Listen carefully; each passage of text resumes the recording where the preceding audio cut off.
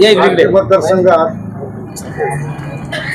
विधानसभेची निवडणूक पार पडलेली आहे आणि उद्याच बहुतांशी विधानसभेचे निकाल हाती येणार आहे। आष्टी मतदारसंघातील पाटोदा तालुक्यातील भारतीय जनता पक्षाचे तालुका अध्यक्ष आणि कट्टर समर्थक सुरेश धस यांचे भागवतराव येवले हे या प्रसंगी उपस्थित आहेत। त्यांना अशी विचारणा करतो की अण्णा या उमेदवार आहेत, सर अण्णा उमेदवार आहेत, अण्णा निवडून येतील असे तुम्हाला आत्मविश्वास आहे? काय कोणते विकासाचे मुद्दे आहेत आणि अण्णांनीच का निवडून यावं असं तुम्हाला वाटतं? 365 दिवस 24 तास फक्त या मतदारसंघामध्ये जर तुम्ही बघितलं तर सुरेश अण्णा धस हे एकमेव व्यक्ती असे आहेत जे सामान्य लोकांच्या सुखदुःखात उपलब्ध असतात। आणि त्या व्यतिरिक्त जे 3 लोक उभा होते यांचं जर तुम्ही इथून मागचा इतिहास किंवा इथून मागचं जर काम बघितलं तर हे फक्त निवडणुकीपुरते तुम्हाला बाहेर दिसतील। 2014 ते 19 मध्ये जे आमदार होते ते 19 ला पडल्याच्या नंतर परत डायरेक्ट आताच लोकांपुढे आलेत आणि 19 ते 24 मध्ये जे आमदार झाले पुढे ते त्यांच्या आमदारकीच्या कालावधीत आलेच नाहीत। उलट त्यांनी विकासाचे काम करण्या व्यतिरिक्त स्वतःच्या नातेवाईकांमार्फत गुत्तेदारी करून आणि त्यांनाच सांभाळण्याचं काम हे त्यांनी केलं। त्यामुळे लोकांनी सपशेल त्यांना नकार दिला।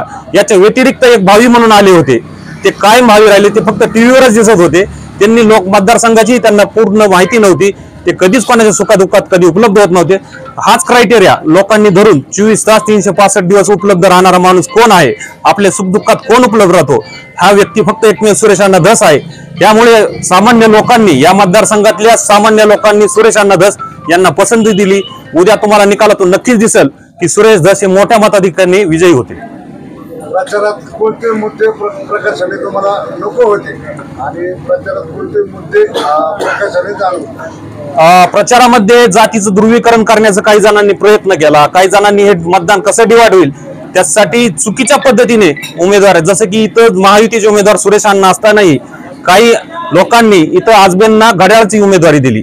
हे फक्त मताचं ध्रुवीकरण कसं होईल आणि कोणाला याचा फायदा होईल हे बघण्यासाठी हे करण्यासाठी इथं प्रयत्न केला। पण सामान्य माणसांनी हे ध्रुवीकरण टाळलं। सर्व जाती धर्माला सोबत घेऊन चालणारे एकमेव व्यक्ती सुरेश धस आहेत। त्यामुळे सुरेश धसांच्या मागे इथली सामान्य जनता राहिली।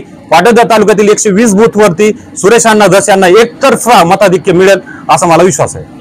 सरकारच्या जे पूर्ण 2.5 वर्षाच्या ज्या 97 योजना घोषित केल्या याचा किती फायदा होईल? असं नक्कीच फायदा होणार आहे। जसे की लाडकी बहीणची योजना तुम्ही म्हणत असताल तर प्रत्येक महिलेच्या खात्यावर 7,500 झालेत। त्यामुळे त्या महिलेची दिवाळी गोड झालेली, तिच्या संसारात 2-5 रुपये आलेले आहेत। त्यामुळे चांगली तिची दिवाळी झाली आणि त्यांची जाण होऊन जे महिलांचं मताचं पर्सेंटेज किंवा मताचा जे टक्का वाढलेला आहे ते उत्स्फूर्तपणे महिला बाहेर निघल्या। त्यामुळे मतं वाढलेले आहेत आणि ह्याचा फायदा नक्कीच या मतदारसंघा व्यतिरिक्त पूर्ण महाराष्ट्रामध्ये महायुतीला होईल।